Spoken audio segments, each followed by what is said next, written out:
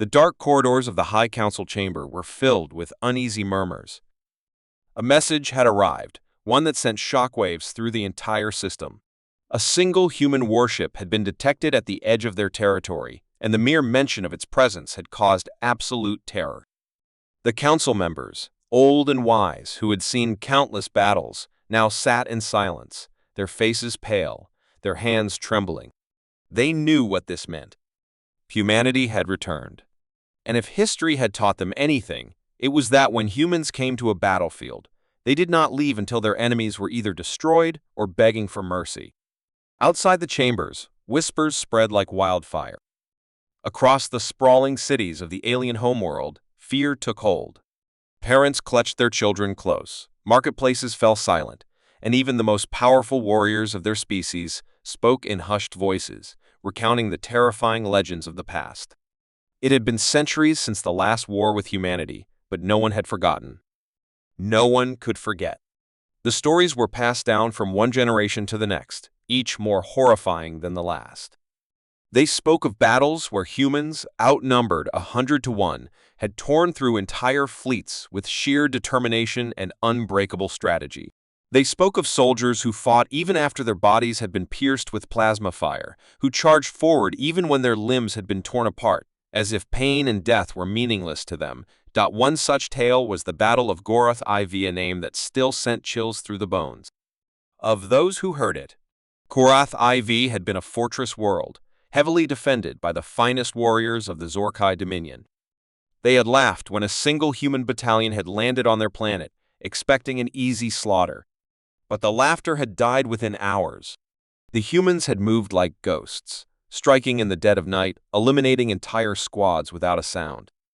They used tactics that the Zorkai had never encountered: ambushes, diversions, traps that turned their own weapons against them. Within days, the mighty armies of Goroth IV had been reduced to terrified survivors, hiding in the ruins of their own cities, praying for the nightmare to end. When the last human soldier finally left the planet, only ashes remained.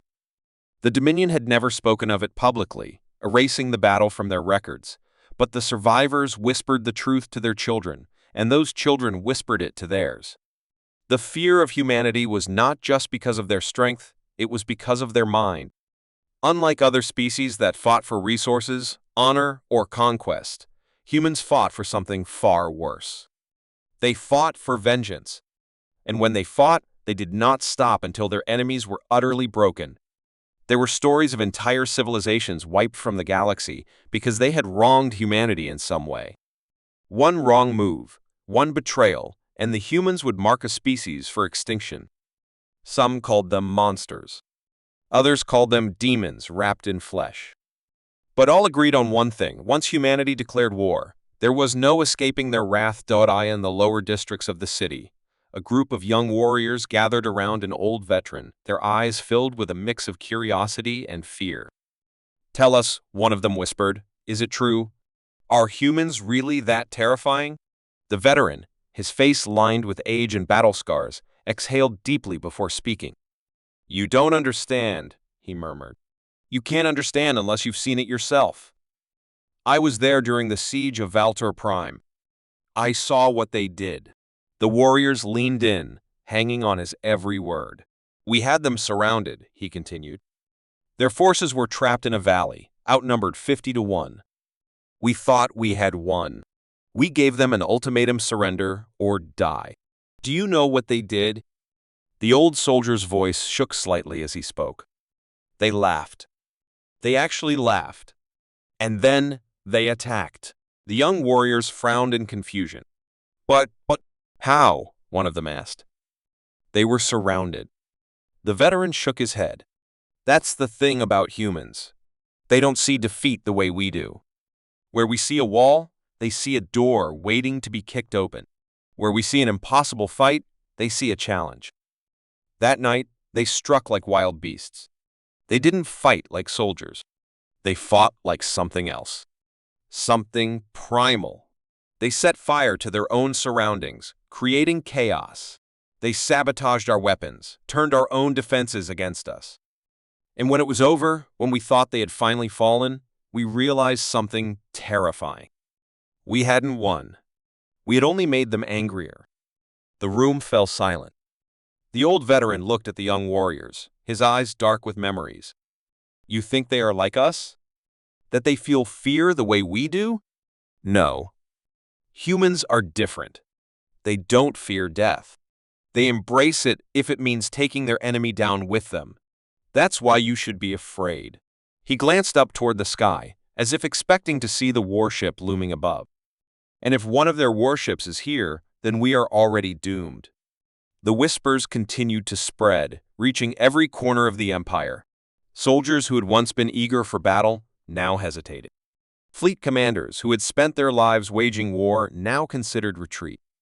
The younger generations, who had only heard rumors, now realized that the stories were not exaggeration. Humanity was a force beyond reason, beyond fear. They fought with an intensity that no other species could match, not because they were stronger, not because they were more advanced, but because they refused to lose. And that was more terrifying than any weapon. Back in the High Council chamber, the leaders of the Empire sat in silence. The warship was still waiting at the edge of their space, its weapons quiet but its presence louder than any declaration of war. It had sent a single message, a simple warning that sent chills through their bones. Evacuate now. One of the younger council members finally broke the silence. We should fight, he said, his voice weak but determined. We cannot let fear control us. The Grand Chancellor, an ancient being who had ruled for centuries, turned to him with tired eyes. You do not understand, he said slowly. This is not about fear. This is about survival. He gestured toward the stars. The humans have returned. And if they are here, then it is already too late. Far above the planet, the human warship remained motionless, its dark hull reflecting the distant light of the system's sun. Inside, its captain watched the alien homeworld below, his expression unreadable. His crew awaited his command, weapons primed, engines ready. They had given their warning. Now, they would see if the aliens were wise enough to listen. The room was dimly lit, the air thick with silence. A group of young warriors sat in a semicircle, their eyes locked onto the old veteran who sat before them. His skin was rough, scarred from battles long past, his gaze distant, as if staring into something only he could see. They'd come to hear a story, but not just any story. They wanted to know about the battle that no one spoke of the last time their kind had fought against humans. The veteran took a deep breath, his voice heavy with the weight of memories. You think war is glory? He murmured. You think victory is certain if you have numbers, strength, or advanced technology. That's what we believed too, before we faced them. His voice dropped lower, forcing the young warriors to lean in closer. I was there, at the siege of HFY. And I wish I wasn't. The veteran's hand tightened into a fist as he recalled the horror of that day. HFY had been a strategic planet, heavily fortified, a place where wars were meant to be won. Their leaders had been confident, their armies well-trained, their weapons superior. Then the humans came. Not with a grand fleet, not with endless warships, but with one battalion, barely 1,000 soldiers. It had seemed laughable at first. 1,000 against 100,000? The commanders had scoffed. This won't even be a battle. It will be a slaughter. And they were right. It had been a slaughter, but not the way they expected. The humans didn't attack immediately. They waited, watched, studied. Days passed, and their forces remained just beyond the reach of their sensors, moving like ghosts, slipping in and out of detection. Then, one night, the outposts on the outskirts went silent. No alarms, no distress signals, just silence. When scouts were sent to investigate, all they found were empty barracks and the smell of blood. Panic began to spread, but the commanders still dismissed it as minor sabotage. We will crush them when they finally attack, they had said. But that was the problem. The humans didn't attack. They hunted one by one, their patrols disappeared. Shadows flickered in the darkness, whispers of movement heard just beyond sight. Sleep became impossible. Fear became a disease. Even the most hardened warriors began to whisper among themselves. They are already inside the city, someone had muttered. No one knew if it was true, but doubt was worse than any bullet. Then, the real nightmare began. The humans struck without warning. Explosions ripped through command centers, their own weapons turned against them. The air was filled with chaos, not from battle cries, but from confusion, disbelief. Where are they coming from? Soldiers screamed as they fired wildly into the darkness. But the humans were never where they expected them to be. They moved through the rubble like predators, striking from the shadows, vanishing before anyone could retaliate. The veteran's voice trembled as he recalled the screams that had echoed through the city. Not the screams of warriors dying in battle, but the screams of men and women who had realized they were prey. They didn't fight like soldiers, the veteran whispered. They fought like something else. Something worse. The young warriors exchanged uneasy glances, but no one dared to speak. The veteran continued, his voice now hollow.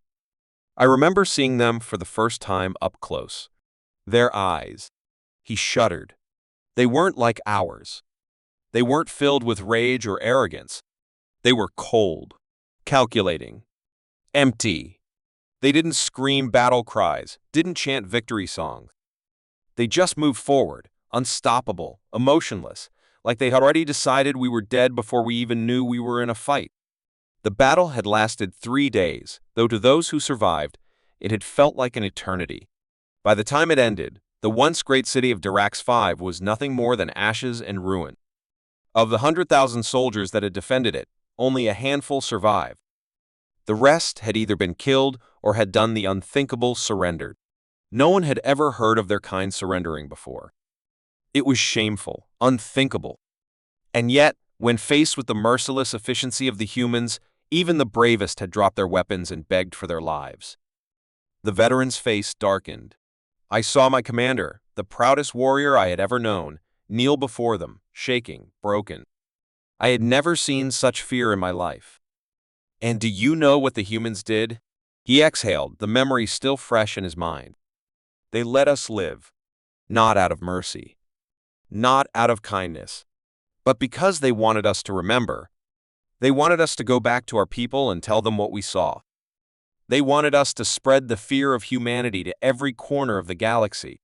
The room was silent now, the young warriors visibly shaken. The veteran looked at them, his eyes filled with something beyond pain. And that's why we never fought them again. One of the warriors, barely more than a child, swallowed hard and whispered, "But why? Why do they fight like that? What do they want?" The veteran's lips curled into a grim smile. That's the worst part. No one knows. They don't conquer. They don't expand their empire like we do. They don't take resources. When they go to war, it's not for wealth, not for power. It's for something else.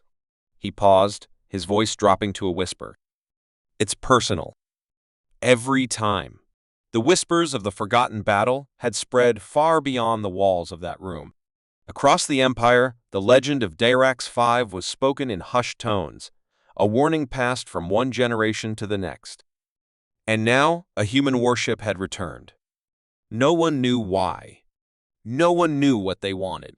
But one thing was certain: if history had taught them anything, it was that when humans arrived, something was about to die. The old veteran rose to his feet, glancing once more at the young warriors before him. If you ever see them, he said, his voice like a ghost of the past, run. The great halls of the HFY High Command were filled with uncertainty. A war council had been called, and the most powerful minds of the empire had gathered, their expressions dark with concern. The reason for this emergency was simple: humanity had returned to the battlefield. The war with them had begun again, and no one knew why. The HFY had fought many species before, conquering entire civilizations, crushing empires beneath their might. But humans? Humans were different. They fought in ways that made no sense, with an intensity that defied all logic. No species, no matter how strong, had ever faced them and walked away unchanged. Some had been destroyed, others had survived but never dared to challenge them again. And now, once more, the HFY found themselves locked in battle with the creatures that legends spoke of in whispers. The war had started like any other. The Exilari had launched their invasion of the Vortel system, expecting the usual resistance from the small colonies there. Their fleets were unmatched, their soldiers fearless. Victory had seemed inevitable. But then, the humans had arrived. Not in overwhelming numbers, not with superior technology, but with something far worse. They had come with their impossible tactics, their relentless aggression, and their terrifying refusal to surrender. The Exilari warlords could not understand it. Why did humans fight with such madness? Why did they throw themselves into hopeless battles with no regard for their own survival? The council had gathered to answer one question: what drove these creatures to be the most terrifying warriors in the galaxy? The Supreme Warlord stood at the head of the chamber, his crimson eyes scanning the room. "Explain it to me," he demanded, his voice echoing through the hall. "We outnumber them 10 to 1. Our ships are stronger, our weapons are superior. And yet, we are losing." Silence followed his words. The strategists and generals exchanged uneasy glances, searching for an answer. Finally, an older commander spoke, his voice heavy with experience. "It is not their weapons, nor their numbers that make them dangerous," he said slowly. "It is who they are." The Supreme Warlord narrowed his gaze. "Elaborate." The commander took a deep breath.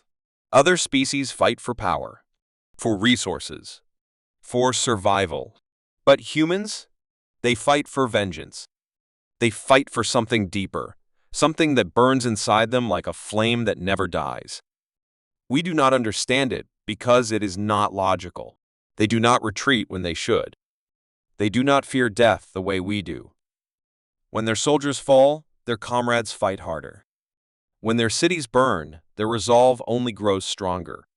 He looked around at the others, his expression grim. "They do not see war the way we do. To us, war is a strategy, a tool for conquest.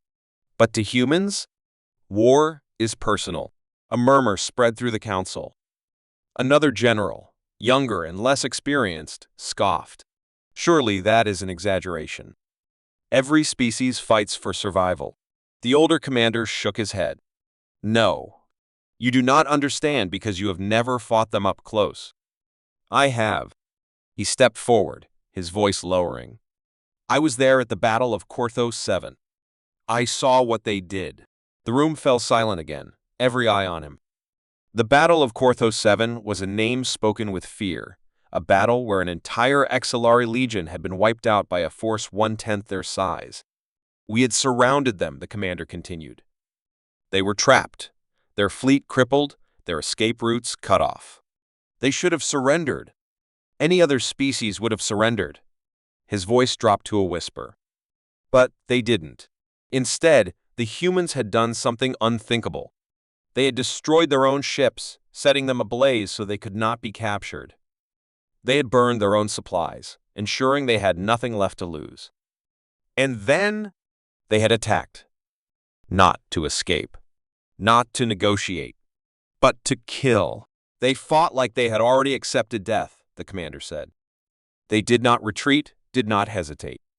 They turned every piece of wreckage into a weapon, every corridor into a trap. They set fire to their own battlefield just to deny us victory. And when we thought we had finally crushed them, when only a few remained, they set off explosives in their own base, choosing to die just to take us with them." He exhaled, his hands trembling at the memory. "I have fought many wars. But never, never have I seen warriors who would rather destroy themselves than let the enemy win." A deep unease filled the council chamber. The younger general, who had scoffed before, now looked pale. That is madness." The Supreme Warlord remained silent for a long moment before speaking. "Then why do they fight?" His voice was quieter now, almost thoughtful. "If not for power, not for conquest, then why?" No one had an answer. Not even the most experienced warlords could explain the force that drove humans into battle with such terrifying fury. Then, from the back of the room, a new voice spoke. It was Exar Korin, a historian, one of the few scholars present in the chamber. Unlike the warriors, he had spent his life studying humanity, watching them from the shadows, trying to understand them. "They fight," Zarkoran said softly. Because they remember. The warlords turned to him, confused. Explain. Zarkoran stepped forward. Humans have something that no other species has not in the same way. They carry the weight of their past like a wound that never heals. Every war, every betrayal, every loss they do not forget. They do not move on. Instead, they let their pain fuel them. He glanced around at the council. Other species fall and rebuild. But humans? When they fall, they rise stronger. And when they do not forgive. They do not forget. His voice grew darker. They avenge. The room was deathly silent. The Supreme Warlord clenched his jaw. So you are telling me, he said slowly, that the reason they fight is because of their past? Zarkoran nodded. Yes. And because they know they will never stop suffering. Their wars are never truly over. They carry every battle with them, every loss, every scar. And when they fight, it is not just against their enemy. It is against the ghosts of every war they have ever fought. His expression darkened. They are not just fighting us. They are fighting their own demons. And that is why they will never stop. A cold chill settled over the War Council. The warlords who had once been so certain of their superiority now looked uncertain, troubled. The Supreme Warlord turned to the massive star map before them, where human fleets were already advancing. He exhaled slowly. We have made a mistake, he admitted. We thought they were like us. He turned to the gathered commanders, his expression grim. But humans are something else. The alarm screamed through the control chamber of the Zyphor Dominion's flagship, red lights casting eerie shadows over the faces of the officers. Admiral Korvax stood frozen, his reptilian eyes wide as he stared at the data feed before him. It couldn't be real. It shouldn't be real. And yet, there it was, emerging from the void like a phantom reborn, the one warship the Dominion had prayed never to see again. The Ghost of Vengeance. For years, its name had been whispered in dark corridors, spoken only by those who had survived its wrath.